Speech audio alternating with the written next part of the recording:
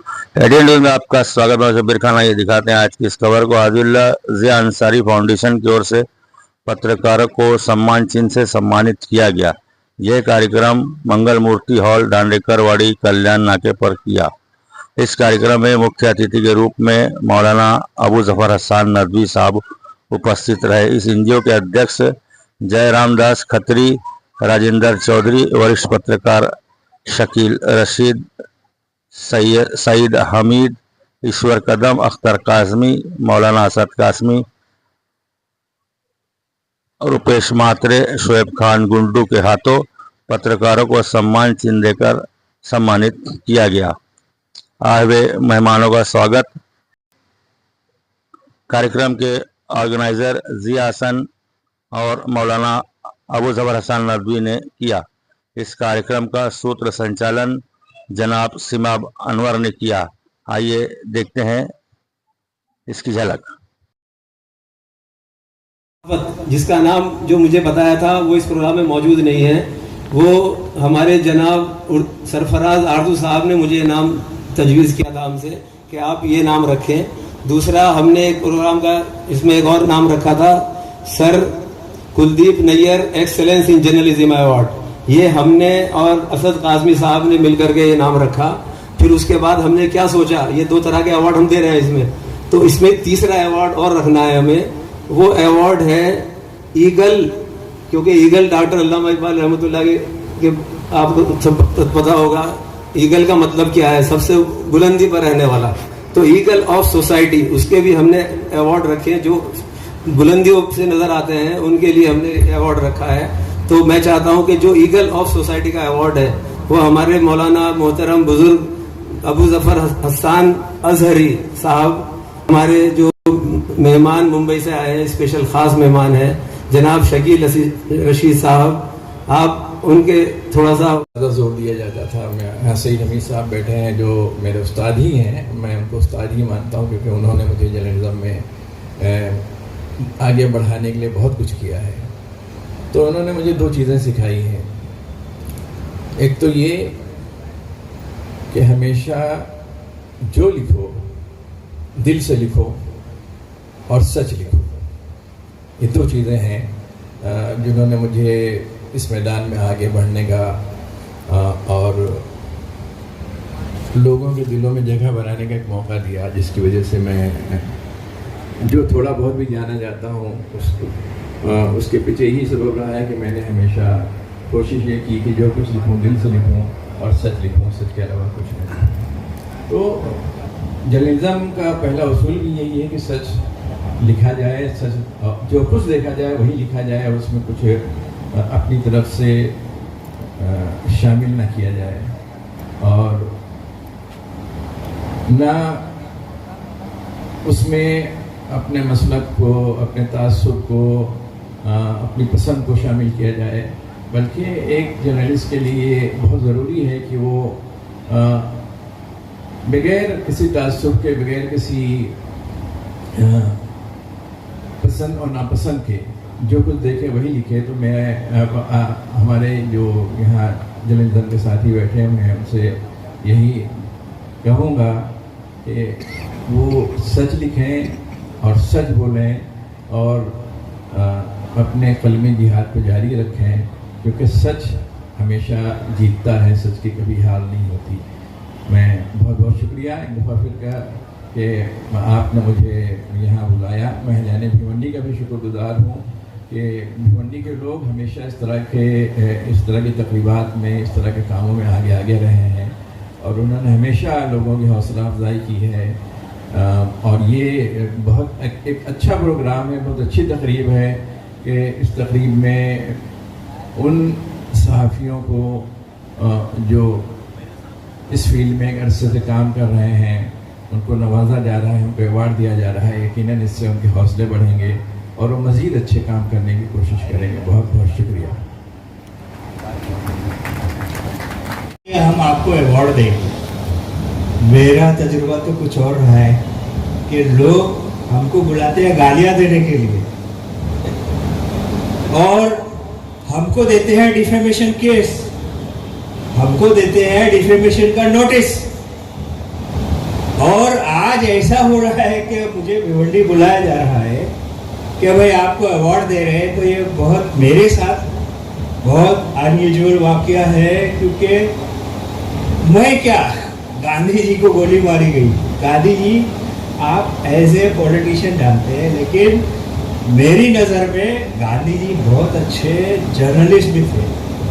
उन्होंने young India का एक इंग्लिश में और यंग इंडिया गुजराती में 30-40 साल तक एक वो निकला, जिसके आज भी शुमारे में है।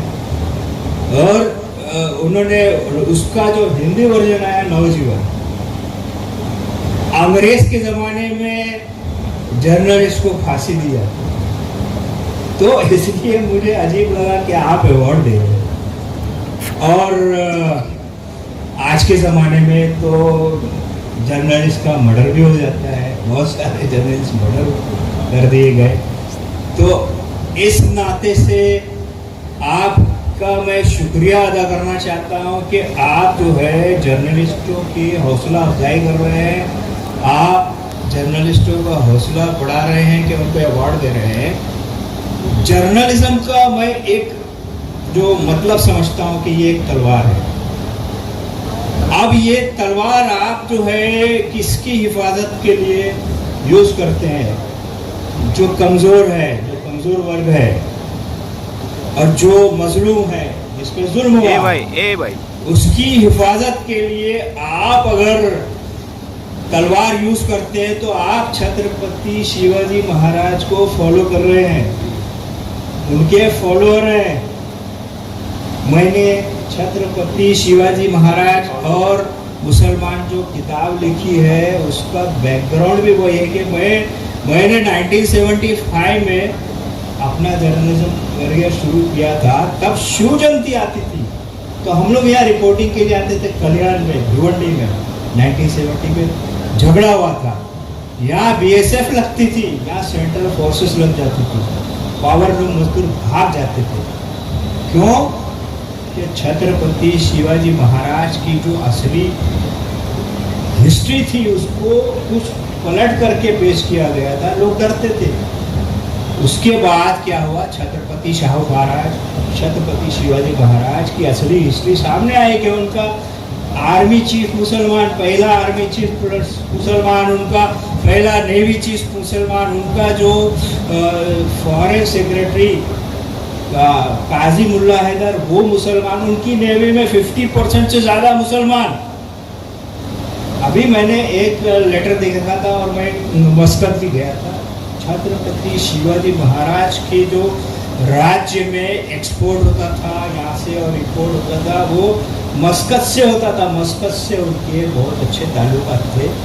छत्रपति शिवाजी महाराज ने जो सबसे पहली नेवी बनाई उसकी जो शिप थी वो मस्कत के अरब बनाते थे, और मस्कत के अरब शिवाजी महाराज की जो पोस्ट थी उसके लिए खास घोड़े लगते थे। वो घोड़े मस्कत के अरब लाते थे, बेचते थे। ये सब हमारी हिस्ट्री थी और हम यहाँ लड़ रहे थे, दंगा हो रहा था। लेकिन यही भिवंडी है जिसमें आपने जब तारीख को पलटा है और आपने तलवार कलम के जो लोग थे उन्होंने कलम का इस्तेमाल कमजोर वर्ग के लिए, सच्चाई के लिए किया। तो 1992-93 में बम्बई चल गई, भिवंडी पे आज तक नहीं आई। वो भिवंडी आपने देखी और उसका असर था।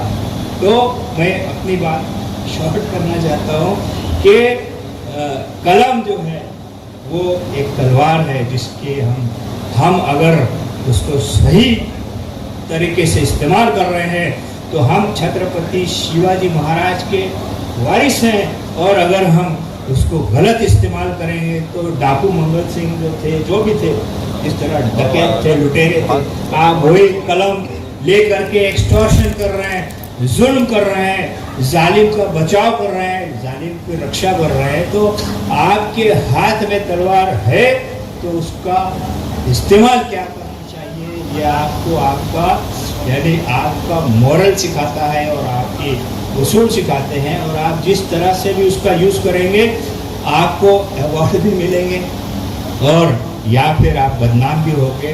और हिस्ट्री ने हमें ये सिखाया है कि ये जो इंडिया के 1857 की पहली जंग आज़ादी का जो पहला शहीद था वो भी एक उर्दू जर्नलिस्ट था, उनको जिनको फांसी दिल्ली में दे दी गई। और आज भी जर्नलिस्ट जो है वो, अभी आपने खड्डों की बात की है कि बहुत से जर्नलिस्ट हैं जो लड़ रहे हैं, सिविक मामले के लिए लड़ रहे हैं और इसके लिए लड़ रहे हैं, इश्यूज़ के लिए लड़ रहे हैं, ह्यूमन राइट्स के लिए लड़ रहे हैं। मुझे यहाँ भिवंडी के जर्नलिस्टों से आकर के आपने मुझे कम से कम इनसे मिलवाया और इनके सामने कुछ बोलने का मौका दिया। मैं सिर्फ यही बात कहना चाहता हूँ कि आप जो है अपने कलम को इस तरह से इस्तेमाल करो कि ये आपकी जिम्मेदारी है, और ये जिम्मेदारी आपको पूरा करना सिर्फ पैसे के लिए नहीं है, सिर्फ पगार के लिए नहीं है, सिर्फ अपनी आमदनी के लिए नहीं है, लेकिन समाज का एक हम जिम्मेदार शहरी जैसा बहुत से लोग हैं। आप जर्नलिस्ट क्यों बने? आप कुछ और बन सकते थे। अगर आपको सिर्फ पैसा कमाना है, होटल डाल सकते थे, वड़ा पाव भी बेच सकते लोग, लेकिन जब जर्नलिस्ट बनता है तो वो जिम्मेदारी के साथ आप इस विषय को अगर निभाएंगे तो आप ज़रूर ये इसमें ये है कि इज्जत आपको मिलती है और इज्जत आपके पीछे भाग कर आएगी और आपके जो शोहरत है वो भी भाग के आएगी। लेकिन आप अपना रास्ता जो है, जो मैंने एक थोड़ी सी मिसाल से समझाया कि तलवार आपके हाथ में है, क्या यूज़ करना क्या नहीं करना वो आपकी जिम्मेदारी है। तो आप अगर इस तरह से आप काम करेंगे तो आप समाज के लिए बहुत अच्छा काम कर सकते हैं। और समाज से ऐसे देखिए, ऐसे लोग हैं जो आपको मुझे मुंबई से बुला के अवार्ड दे रहे हैं, तो इंशाल्लाह ऐसी इज्जत भी ज़रूर देंगे। समाज आपकी कामों को ज़रूर उसकी प्रशंसा करेगा, उसका नोट लेगा। यही कहते हुए आपने मुझे आज यहाँ अपने डिग्नेटरीज के हाथों और मेरे अपने लोगों के हाथों यहाँ ला करके मेरी इज्जत अफजाई की है, उसके लिए मैं आपका शुक्रिया अदा करता हूँ। Thank you.